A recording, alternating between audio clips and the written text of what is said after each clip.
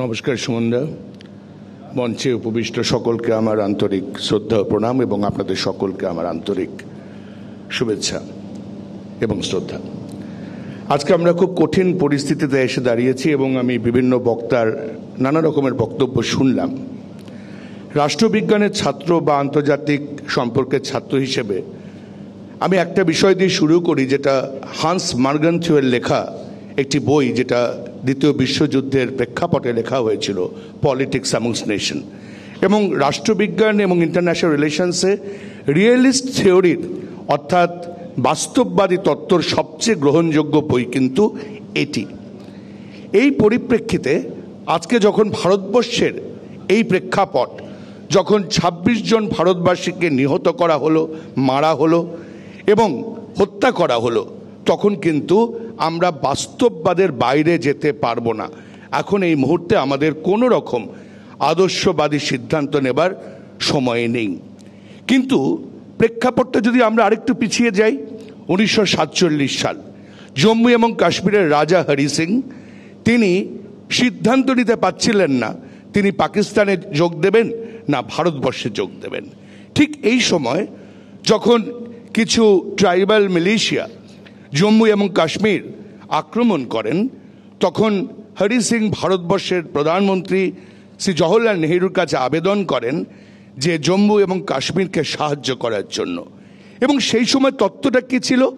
জম্মু এবং কাশ্মীর যদি ভারতের সঙ্গে যোগদান করে তবে পণ্ডিত জওহরলাল নেহরু ভারতীয় সেনা পাঠাবেন এবং চুক্তি হয় জম্মু এবং কাশ্মীর ভারতের সঙ্গে সংযুক্তিকরণ হবে।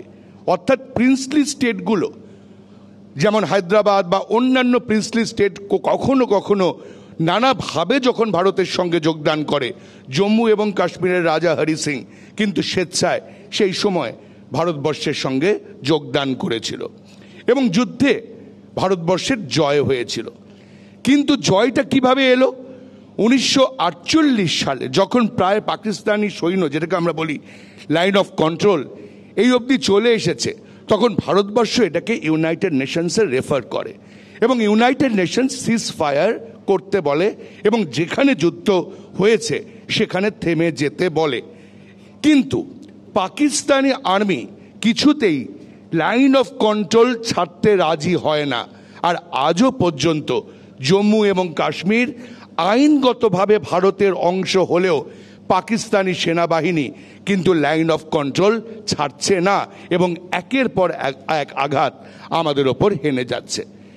এবং সেই সময় ৩৭০ ধারা যেটা বলবৎ করা হয়, এটা হয়তো প্রাসঙ্গিক, আমার বলা উচিত যে এই ৩৭০ ধারাটা কিন্তু ছিল টেম্পোরারি আর্টিকেল। এটা কিন্তু কোনো পার্মানেন্ট আর্টিকেল ছিল না, একটা সাময়িক ব্যবস্থা। বারবার কংগ্রেস গভর্নমেন্টের সময় এটা তুলে দেওয়ার কথা হয়, কিন্তু ইন্দিরা গান্ধী যখন আসেন এটাকে আবার রিএস্টাবলিশ করা হয়। এই সময় ডক্টর শ্যামাপ্রসাদ মুখার্জি, যিনি সেই সময় নেহেরু ক্যাবিনেটের মিনিস্টার ছিলেন, তিনিও কিন্তু এর সমালোচনা করেন এবং তিনি যখন কাশ্মীরে যান, তিনি নিহত বা আহত বা তার মৃত্যু ঘটে সেটা কিভাবে এখনো পর্যন্ত কিন্তু জানা যায়নি বা প্রকৃত কোনো তদন্ত কমিটি হয়নি। কিন্তু তিনি প্রথম বাঙালি যিনি বলেছিলেন এক দেশে দুটো সংবিধান থাকতে পারে না, যেটা আজকে প্রমাণিত হলো।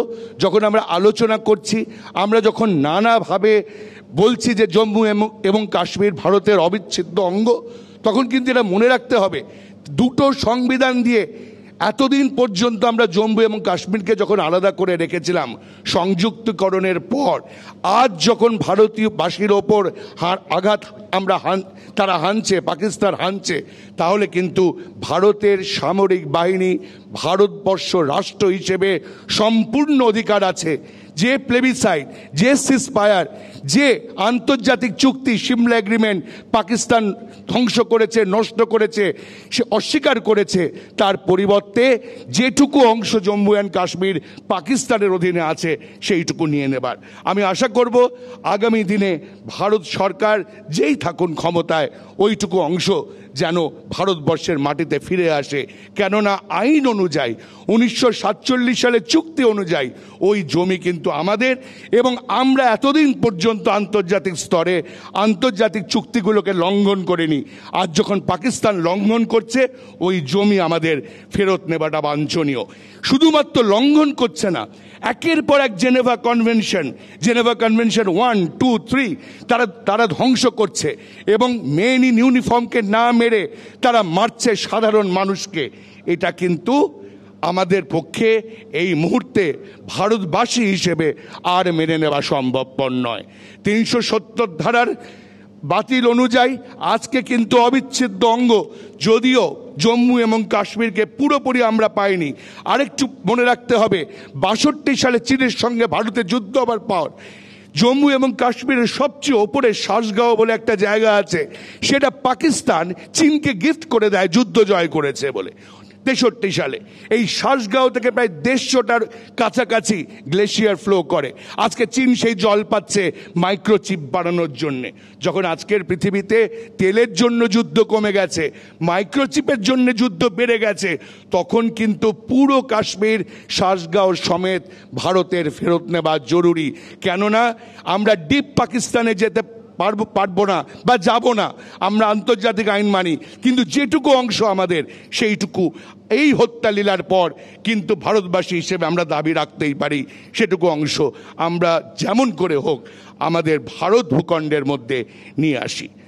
আরেকটি প্রশ্ন, যে টেররিস্টরা হিন্দু কিনা এই প্রশ্ন জিজ্ঞেস করে মারলেন, তারা কি জানেন পাকিস্তানের মাটি থেকে তাদের কি শিক্ষা দেওয়া হয়? হিন্দুকে শাক্ত হিন্দু, বৈষ্ণব হিন্দু, নাকি যে অরুণাচল প্রদেশের লোকটাকে তারা দোনি পোলো বলে মারল সে হিন্দু? আসলে দোনি পোলো মানে যারা সূর্য এবং চাঁদের উপাসনা করেন, যারা শাক্ত, যারা শৈব, যারা বৈষ্ণব, আর যারা শুধুমাত্র পুকুর পুজো করে তারাও হিন্দু।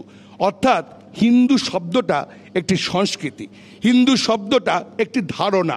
ভুল বোঝানো দীর্ঘকাল হয়েছে হিন্দু হিন্দু হিন্দু, এবং হিন্দু এমন একটি সংস্কৃতি যেটা প্রতিটি ধর্মগ্রন্থের মধ্যে আছে। এমন একটা ধর্মগ্রন্থ নেই যার মধ্যে হিন্দু শব্দের উদ্ধৃতি নেই, বা হিন্দুর যে ভাবধারা তার ভাবাবেগ নেই। তাই কে হিন্দু, এই প্রশ্নটাও কিন্তু সবচেয়ে বড় কঠিন প্রশ্ন। যেই পাকিস্তানি সন্ত্রাসবাদীরা হিন্দু নামকরণের ওপরে ভিত্তি করে মানুষকে হত্যা করেছেন, তারা বোধহয় জানেন না হিন্দু শব্দটা খুব কঠিন। কারণ হিন্দু শব্দ একটি সংস্কৃতি, হিন্দু শব্দ উপনিষদের সার্বিক যে পৃথিবী, সেই পৃথিবীর সর্ব মানুষের অস্তিত্বকে স্বীকার করে। আমি একটা উদাহরণ দিই। একটি কথা আছে যে যে যে আমরা মৃত্যুর পর যদি আমরা মারা যাই, তো আমাদের কেউ কবর দেয়, কেউ পুড়িয়ে দেয়।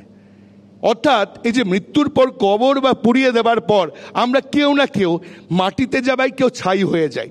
কিন্তু সেই ছাই থেকে, সেই মাটি থেকে আবার ধানের জন্ম হয়। সে ধান আমরা খাই, আমরা খাবার পর আবার আমরা কোনো না কোনোভাবে প্রাণের সৃষ্টি করি।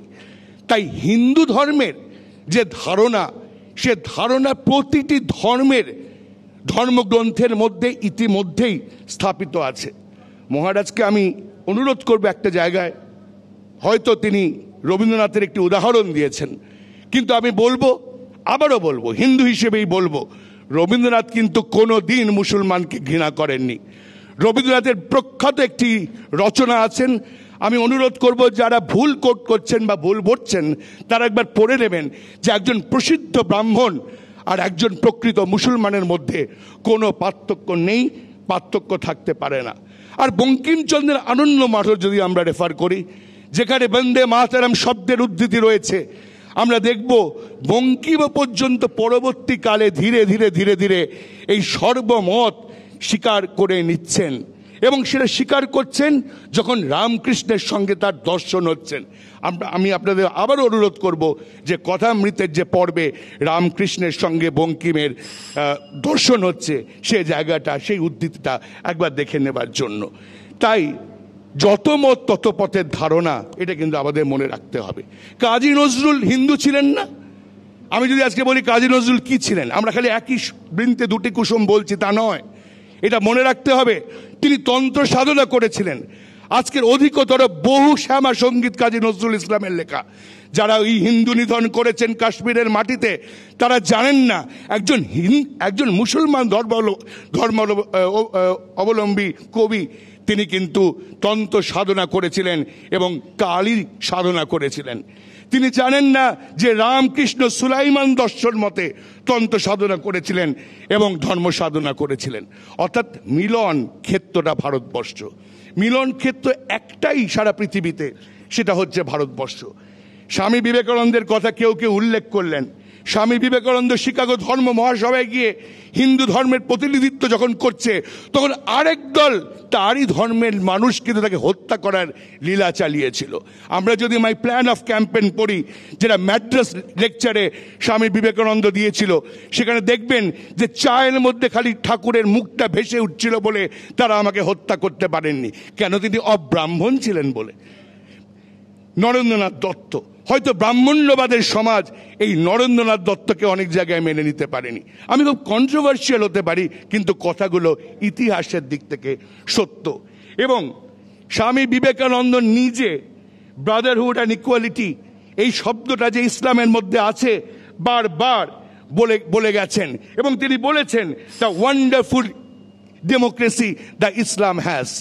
আজকে যখন আমরা এত রকম পরিধি নিয়ে কথা বলছি, যারা হিন্দু বলে নিধন করেছেন কাশ্মীরের মাটিতে, তাদের বলবো পড়াশোনা করে হিন্দু শব্দটা ব্যবহার করতে।